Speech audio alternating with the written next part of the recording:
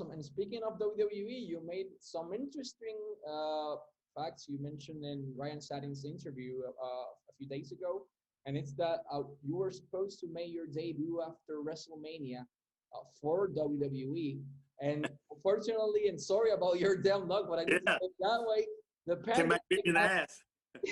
or as James elsewhere calls it, the pandemic. So it happened, and it got changed. Everyone Yeah. got changed. Did you got to sign a contract with WWE, and is that still valid at this point?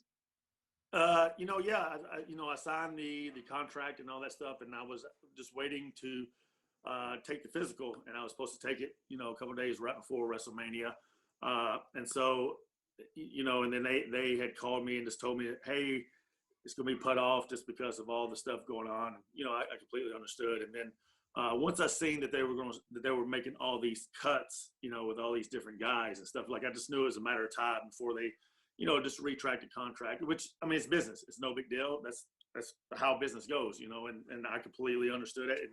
And I can't tell you, like, so many people have problems with this guy named Canyon Seaman. They always, some people talk bad about him, but like for me, this guy was nothing but professional, and he was also just like, man, like, I have bad news and I really hate to give it to you, and I was like, hey, man, like, it's no big deal. Like, I understand it's business, and hopefully we can, do business again sometime in the future, So, I don't think it was any hard feelings at all. It's business, and it sucks because, I can sit here and say me, but in the whole scheme of things, it was a lot of people that, lost their jobs, like a lot of people got cut loose, So, like I said, all I can do is just, keep on keeping on, man, and doing my thing. And like I said, hopefully, another opportunity to come in the future.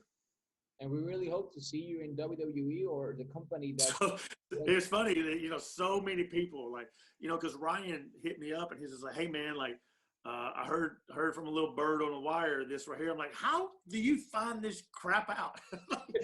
Like I had it hid for so long, like hardly anyone knew, because they wanted, and I wanted it to be like a big surprise because I knew like people would pop, and because I look at it like, you saw my debut when I went to NXT, like, they panned to like these two people in the crowd and they're just going absolutely crazy, and the whole crowd was going crazy. So I was like, man, I can only imagine what the main roster would want, and it's just one of those things where I was just like, oh, what if, so, but, you can't live on what ifs. You just got to keep moving forward.